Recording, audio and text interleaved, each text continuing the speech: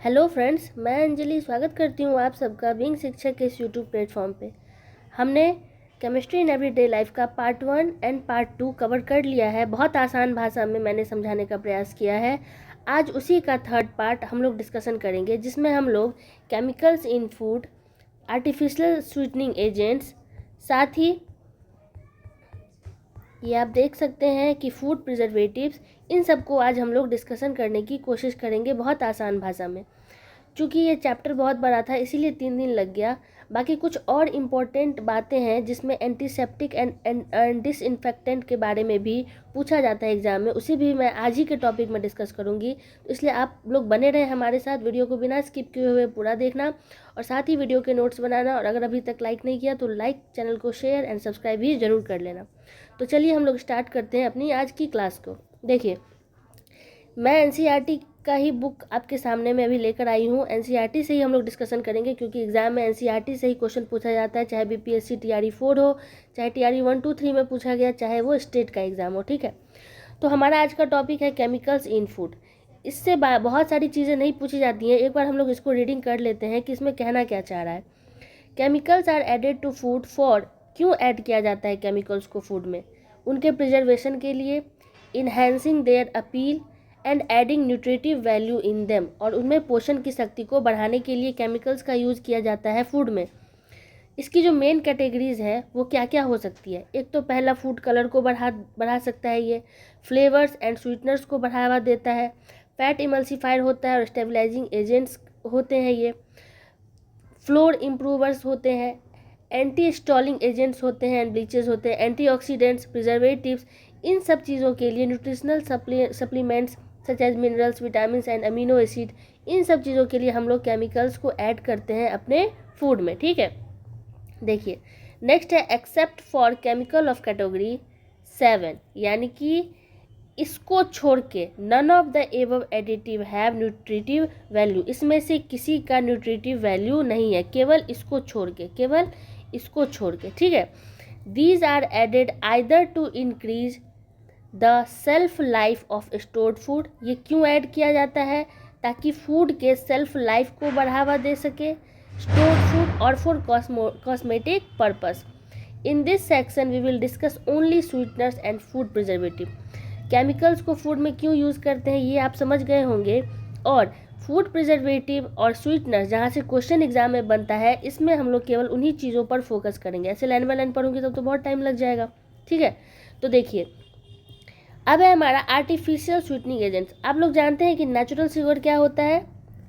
Cane sugar जो होता है, नेचुरल शुगर है ना, जो चीनी हम लोग घर में यूज़ करते हैं, खाते हैं, वो क्या है? केन शुगर है, और ये नेचुरल शुगर होता है। इसके अलावा भी अलग अलग स्वीटनर्स का डेवलपमेंट किया गया है, जिसके बारे में एक एक करके हम लोग पढ़ेंगे। देखिए क्या दिया गया इसमें। नेचुरल स्वीटनर्स जैसे sucrose add to calorie intake and therefore many people prefer to use artificial sweeteners। Cane sugar होता है, सुक्रोज, फ्रुक्टोज, आप लोग जानते हैं कि फ्रूट में कौन सा शुगर होता है? फ्रुक्टोज, फ्रुक्टोज होता है किसमें? फ्रूट में। और ये स्टेट में भी पूछा गया था कि फ्रूट्स में कौन से शुगर, नेचुरल शुगर पाए जाते हैं, तो ये फ्रुक्टोज होता है।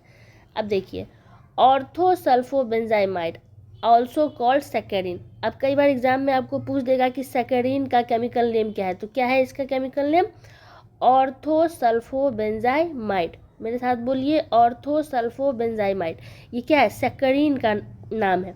ठीक है, it is the first popular artificial sweetening agent. ये लैब में तैयार किया गया पहला आर्टिफिशियल स्वीटनिंग एजेंट है। तो आपके एग्जाम में पूछ सकता है कि for the first artificial sweetening agent कौन सा है, तो आप क्या नाम बताओगे? सैकरीन। क्या बोलोगे? सैकरीन। सैकरीन, SACCHARIN, सैकरीन, ये फर्स्ट आर्टिफिशियल स्वीटनिंग एजेंट है। It has been used as sweetening agent ever since it was discovered in 1879। जब से इसका आविष्कार हुआ यानी 1879 में, तब से इसका यूज़ होता आ रहा है। It is about 550 times as sweet as cane sugar। ये केन शुगर से लगभग 550 गुना ज़्यादा, 550 गुना ज़्यादा मीठा होता है। कौन? ये सैकरीन। ठीक है, याद रखना इन चीज़ों को। It is excreted from the body in urine unchanged। ये हमारे बॉडी से क्या होता है? सीक्रेट भी करता है। It appears to be entirely inert and harmless when taken. It is use is of great value to diabetic person and people who need to control intake of calories. Diabetic person जो होते हैं उनके इलाज में इसका use किया जाता है। Some other commonly marketed artificial sweetening agents are there. देखिए ये जो आपके दिए हुआ है ना, एस्पार्टेम, सैकरीन, सुक्रालोज और एक है एलिटेम, ये 4 ऐसे आर्टिफिशियल स्वीटनिंग एजेंट है जो कि बहुत ज़्यादा मीठे होते हैं, हद से ज़्यादा मीठे होते हैं। इसी को आज हम लोग डिस्कशन करेंगे। ये आप इसका स्ट्रक्चर और साथ में ये कितना ज़्यादा स्वीट है as compare to cane sugar, इसके बारे में भी हम लोग जानेंगे, जहाँ से क्वेश्चन आपके पूछा जाएगा एग्जाम में। तो पहला आर्टिफिशियल स्वीटनर एजेंट कौन सा है? एस्पार्टेम है। इसका स्ट्रक्चर आप लोग देख लें, ये है इसका स्ट्रक्चर, जिसमें एक पार्ट है एस्पार्टिक एसिड का और एक है फिनाइलालीन मिथाइल ईस्टर पार्ट का। ये है एस्पार्टेम, ये 100 गुना ज़्यादा मीठा होता है केन शुगर से। दूसरा है सैकरीन, सैकरीन जिसका केमिकल नाम क्या है? ऑर्थोसल्फोबेंजाइमाइड। ठीक, इसका स्ट्रक्चर ये रहा और ये 550 गुना ज़्यादा मीठा है केन शुगर से। थर्ड है सुक्रालोज। सुक्रालोज का स्ट्रक्चर, आप इसके स्ट्रक्चर से क्वेश्चन नहीं पूछा जाता है तो आप लोग घबराए नहीं, बस ये याद रखें कि केन शुगर से कौन कितना ज़्यादा गुना मीठा है। ठीक है, तो ये सुक्रालोज केन शुगर से 600 गुना मीठा है। और फोर्थ जो आर्टिफिशियल स्वीटनर है वो क्या है? एलिटेम। इसका स्ट्रक्चर ये दिया गया और ये 2000 टाइम्स ज़्यादा मीठा होता है केन शुगर से। तो अब आप लोग देख सकते हैं कि ये 2000 गुना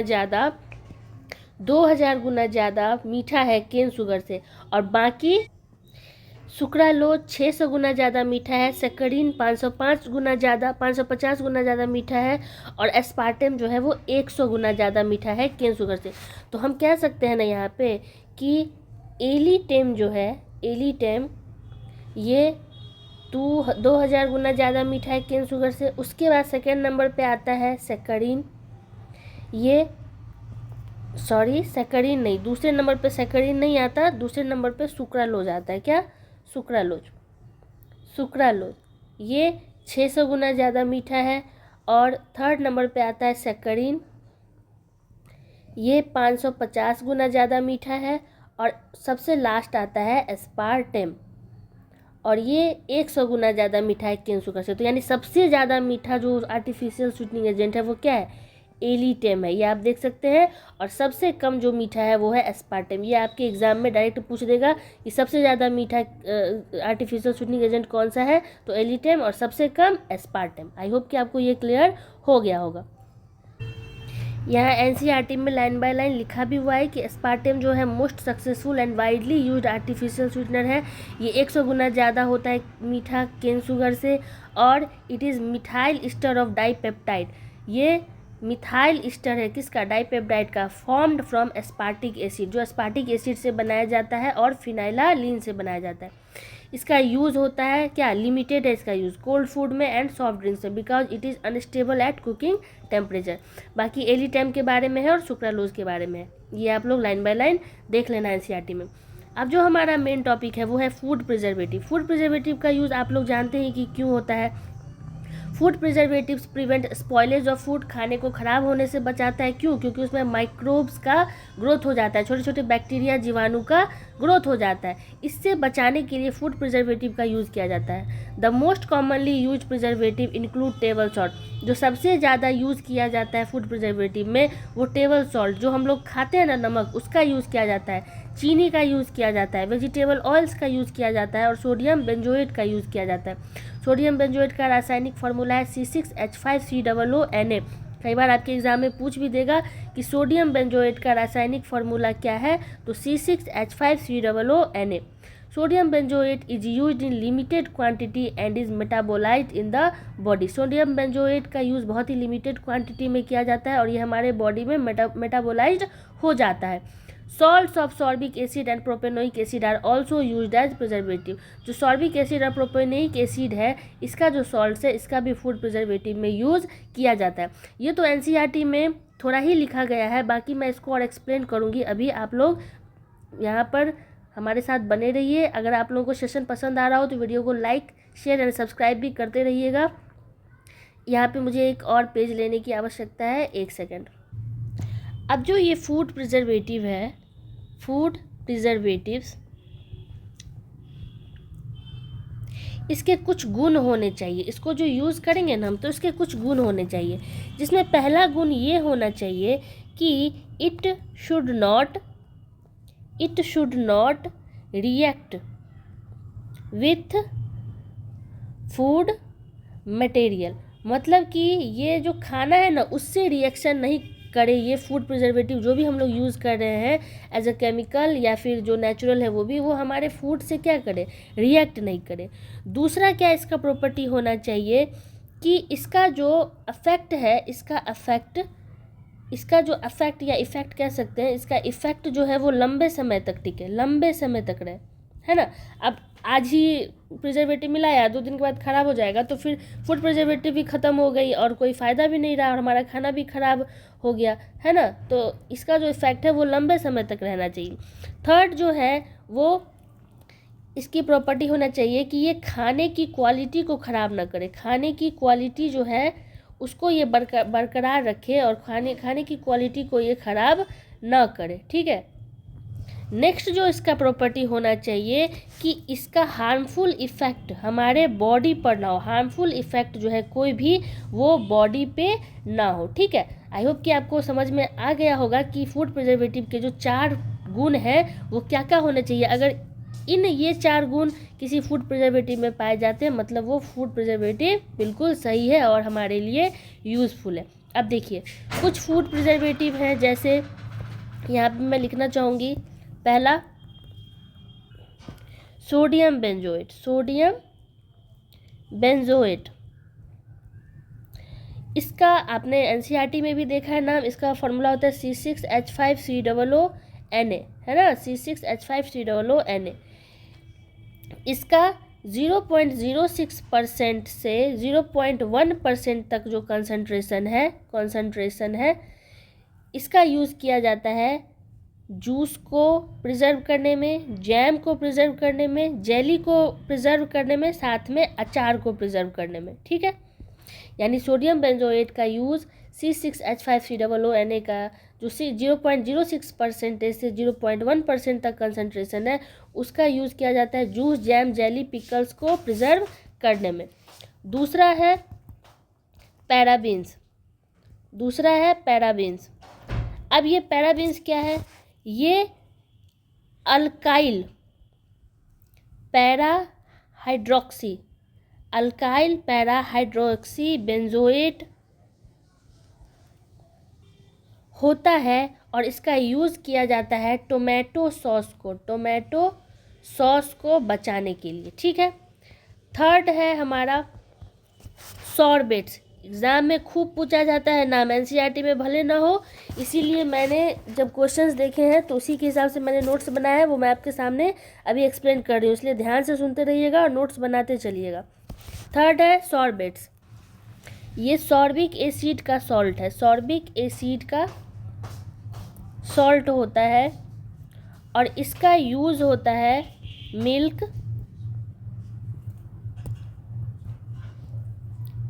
मिल्क, चीज़ और मीट प्रोडक्ट्स जो भी हैं, मीट प्रोडक्ट्स और जितने भी बेकरी आइटम उसको बचाने में इसका यूज़ होता है, प्रिजर्व करने में इसका यूज़ होता है। आई होप कि आपको ये समझ में आ गया होगा। फोर्थ है हमारा प्रोपीनेट्स। क्या है फोर्थ? प्रोपीनेट्स। अब इसका क्या यूज़ होता है, ये एक्चुअली होता है इथाइल एंड फिनाइल का एस्टर, ठीक है। प्रोपेनोइक एसिड जो होता है उसका इथाइल फिनाइल एस्टर जो होते हैं उसी को क्या बोला जाता है, प्रोपीनेट्स बोला जाता है। और इसका यूज़ होता है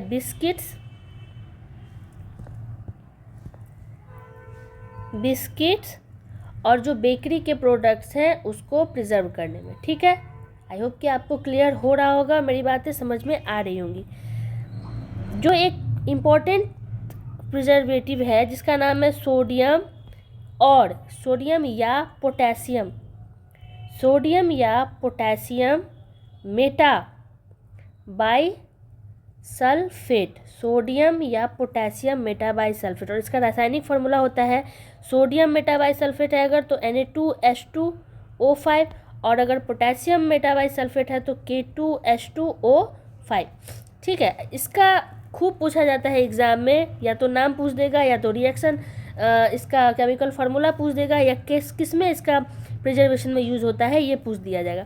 तो इसको जैम्स, स्क्वैशेस और पिकल्स को बचाने में यूज इसका होता है। ठीक है, नेक्स्ट एक आता है आपका इपोक्साइड्स। अब ये क्या है, ये एक गैसेज है। ठीक, ये एक टाइप का गैस है, और इसका जो यूज़ होता है, जो लो मॉइस्चर के फूड्स होते हैं ना, जैसे नट्स, काजू किशमिश, ड्राइड फ्रूट्स, इन सब के प्रिजर्वेशन में इसका यूज़ होता है इपोक्साइड का। और एक जो वेरी वेरी इंपॉर्टेंट एनसीईआरटी में भी लिखा गया है, टेबल सॉल्ट, शुगर और वेजिटेबल्स ऑयल, इसका यूज़ खूब भर भर के होता है हमारे घरों में। जब अचार बनता है तो देखते हैं ना कि मम्मियाँ जो है खूब सारा नमक जो है वो अचार में डाल देती है, क्यों? बहुत सारा नमक डालने से ये प्रिजर्वेटिव का काम कर लेता है, और इससे सालों तक अचार जो है वो ख़राब नहीं होता। शुगर जो है, मिठाई की दुकान में क्या रोज़ मिठाई बनाएगा, अगर नहीं बिकेगा तो बार बार बचाना पड़ेगा ना, तो बहुत सारा चीनी की चाशनी बना के मिठाई को रखा जाता है ताकि मिठाई उससे ख़राब नहीं होता। वेजिटेबल्स ऑयल, इसका भी यूज़ होता है एज अ फूड प्रिजर्वेटिव। तो आई होप कि आपको समझ में आ गया होगा कि ये जो फूड प्रिजर्वेटिव है कितना इम्पोर्टेंट होता है। आप लोग इसके स्क्रीनशॉट चाहे तो ले सकते हैं। ठीक है, तो ये आपका फूड प्रिजर्वेटिव है जिसे मैंने एनसीईआरटी के अकॉर्डिंग पूरा एक्सप्लेन कर दिया, और जो मैंने as compare to BPSC TRE 1, 2, 3 और 4 में जो आने वाला है क्वेश्चन, उसके अकॉर्डिंग जो मैंने नोट्स बना रखे थे वो मैंने आपके सामने क्लियर कर दिया। आई होप कि आपको समझ में आ गया होगा। तो आज हमारा केमिस्ट्री इन एवरीडे लाइफ का जो टॉपिक है वो कंप्लीट होता है। कल जो वीडियो एक आएगी वो बीपीएससी टीआरई 1, 2, 3 में जितने क्वेश्चन पूछे गए हैं केमिस्ट्री इन एवरीडे लाइफ से, और स्टेट में जितने क्वेश्चन पूछे गए हैं, या फिर जो एनसीईआरटी का एग्जाम्पलर है इसका मेन बुक का जो क्वेश्चन है वो, और साथ ही एग्जाम्पलर का जो क्वेश्चन है वो, इन सब को इकट्ठा करके मैं एक क्वेश्चन की सीरीज़ लाऊंगी कल, जिसको कर लेने के बाद, इस एक्सरसाइज को पढ़ने के बाद, उसके बाद इस क्वेश्चन की सीरीज़ को कर लेने के बाद आपके जो 5 मार्क्स हैं वो टीआरई 4 में जो है वो पक्के हो जाएंगे, और आने वाले स्टेट के एग्ज़ाम में भी। ठीक है, चलिए अब हम लोग एक छोटा सा टॉपिक है जो मैं कल मिस कर गई थी, जिसे मैं अभी आपके सामने में बताना चाहूँगी। उससे भी क्वेश्चन पूछा जाता है, तो आप लोग स्किप मत कीजिएगा, भी बने रहिए हमारे साथ। एक छोटा सा टॉपिक है antioxidant and antiseptic and disinfectants. इसके बारे में भी एनसीईआरटी में लिखा गया है। मैं इसे अभी बस 2 मिनट लगेगा आपको, मैं क्लियर कर दूंगी। बहुत इजी होता है, और बहुत क्वेश्चन जो है वो पूछे जाते हैं। सबसे पहले एंटीसेप्टिक में देखते हैं। एंटीसेप्टिक है ना, लिविंग टिश्यू पे यूज़ होता है, जैसे हमारे सुई लगती है ना, बॉडी में सुई लगती है, या फिर क्रीम लगाया जाता है, यानी कि हमारे स्किन पर लगाया जाता है। ऐसा कह सकते हैं कि antiseptic are applied to the living tissue such as wounds, जैसे हमारे घाव पे लगाया जाता है ना। अल्सर, कट लग जाता है कहीं पे तो वहाँ पे लगाया जाता है। और जहाँ पे स्किन सरफेस पे जो डिजीज़ हो जाता है, दाद खाज खुजली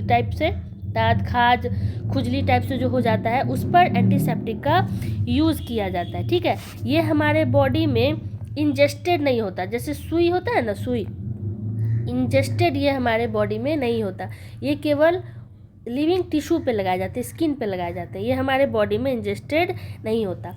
अब एंटीसेप्टिक के कुछ एग्जांपल्स आप देख सकते हैं, जैसे एक डेटॉल होता है ना। और डेटॉल किसका मिक्सचर है? क्लोरोजीलेनॉल, मेरे साथ बोलिएगा, क्लोरोजीलेनॉल और प्लस टर्पीनॉल, इसका मिक्सचर होता है डेटॉल और ये लिविंग टिश्यू पे लगाया जाता है। उसके बाद एक एग्जाम्पल है बीथियोनल का, बीथियोनल, और इसका जो यूज़ होता है वो होता है, सोप्स होते हैं ना जो साबुन, उसमें जो एंटीसेप्टिक प्रॉपर्टीज़ होती है उसको बढ़ाने के लिए साबुन में बिथियोनल मिलाया जाता है। आई होप कि आपको क्लियर हो गया होगा कि एंटीसेप्टिक लिविंग टिश्यू पे लगाया जाता है, ये हमारे बॉडी में सुई की तरह नहीं चुभता, ये लिविंग टिश्यू पे लगाया जाता है, ठीक है। उसके बाद ये घाव, दांत, खाज, खुजली पे लगाया जाता है, ठीक। ये हमारे बॉडी में एज इंजेस्टेड सुई की तरह नहीं लगाया जाता। इसका एग्जाम्पल है डेटॉल और बिथियोनल। एक और एग्जाम्पल है, वेरी वेरी इंपॉर्टेंट, एग्जाम में पूछता है कि आयोडीन भी क्या है, एक पावरफुल एंटीसेप्टिक है, पावरफुल एंटीसेप्टिक होता है, और इसके जो 2 से 3% सॉल्यूशन होते हैं अल्कोहल प्लस वाटर में, ये आपको टिंक्चर ऑफ आयोडीन कहलाते हैं, टिंक्चर ऑफ आयोडीन कहलाते हैं। आपके एग्जाम में पूछता है ये क्वेश्चन कि 2 से 3% सॉल्यूशन जो होते हैं अल्कोहल प्लस वाटर के, उसको टिंक्चर ऑफ आयोडीन कहते हैं। एक और एग्जाम्पल होता है आइडोफॉर्म,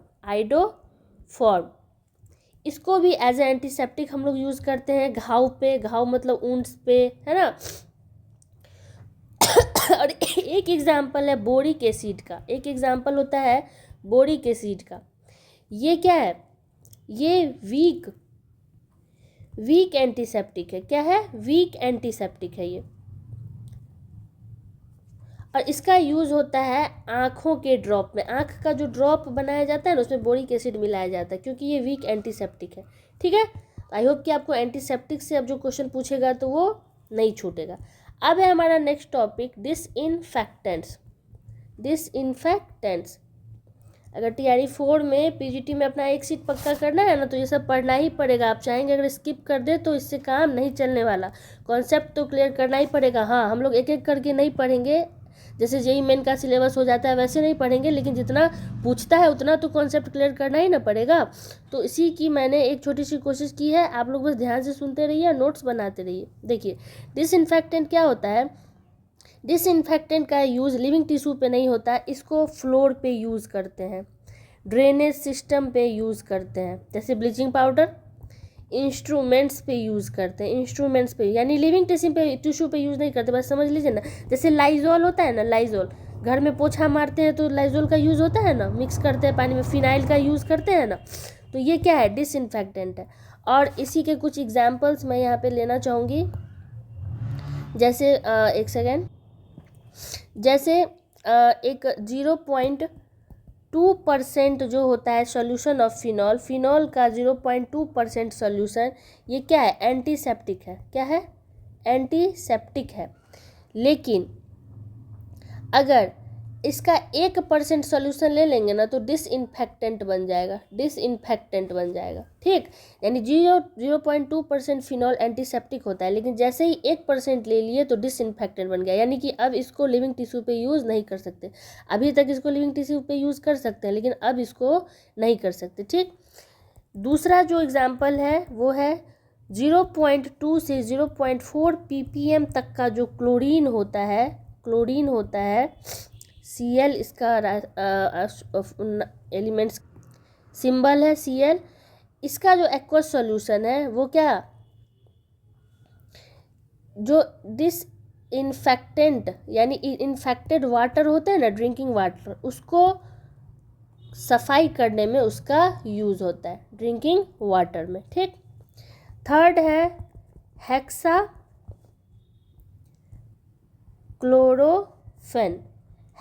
क्लोरोफेन, इसका मेन में यूज़ होता है सोप क्रीम्स में और इमल्सन्स में, ठीक है, इमल्सन, ये सभी डिसइंफेक्टेंट है। ये सब आपके एग्ज़ाम में पूछा गया है, भले NCERT में नहीं लिखा है लेकिन पूछा गया। एक है थाइमॉल, ये एक नेचुरल डेरिवेटिव है फिनॉल का, ये नेचुरल डेरिवेटिव ऑफ फेनॉल, और ये एक पावरफुल डिसइंफेक्टेंट है। ठीक है, आई होप कि आपको समझ में आ गया होगा। और एक होता है अमाइल मेटाक्रेजोल, एक होता है अमाइल मेटाक्रेजोल। ठीक, और इसका रासायनिक नाम है 5-मिथाइल 2-फिनाइल फिनॉल। आप लोग एनसी नोट्स बनाते चलिए और स्क्रीनशॉट भी लेते चलिएगा। ठीक है, इसका जो यूज़ होता है एज अ एंटीसेप्टिक, किस में, माउथ वाश जो होता है ना, माउथ वाश, जो माउथ वाश का आता है ड्रिंक कि कुल्ला करिए, गार्गल्स करिए, है ना, गार्गल्स करिए, उसमें इसका यूज़ होता है अमाइल मेटाक्रेजोल का। तो ये था आपका antiseptic and disinfectant. I hope कि आपको एंटीसेप्टिक डिसइंफेक्टेंट का अंतर समझ में आ गया होगा। एंटीसेप्टिक लिविंग टिश्यू के लिए है और ये नॉन लिविंग टिश्यू के लिए, यानी फ्लोर, फ्रिज, लिविंग ड्रेनेज, नाली साफ़ सफाई, इन सब का यूज़, डिसइंफेक्टेंट का यूज़ इसको साफ़ सफाई करने के लिए करते हैं। लिविंग टिश्यू में एंटीसेप्टिक का यूज़ करते हैं। जो एग्जाम्पल थे विथ एनसीईआरटी वो मैंने क्लियर कर दिया आपको। अब आप इसके नोट्स बना लेना, क्लास को पूरा देखना। सेशन अगर अच्छा लगा हो तो वीडियो को लाइक कर देना, चैनल को सब्सक्राइब कर ही लेना, ताकि इसी तरह का जो आगे आने वाला और वीडियो है वो आप तक सबसे पहले पहुंचते रहे। और कल की वीडियो में हमारी TRD 1, 2, 3 और आगे आने वाला जो 4 में क्वेश्चंस है केमिस्ट्री इन एवरीडे लाइफ से, उस पर डिस्कशन होगा। साथ ही STET में जो पूछा गया है केमिस्ट्री इन एवरीडे लाइफ से, और साथ ही जो NCERT के एग्जाम्पलर हैं उनसे रिलेटेड जो भी क्वेश्चन है केमिस्ट्री इन एवरीडे लाइफ का, उन सबको मैं क्लियर करूँगी एक ही वीडियो में। तो आप लोग बने रहें हमारे साथ। धन्यवाद।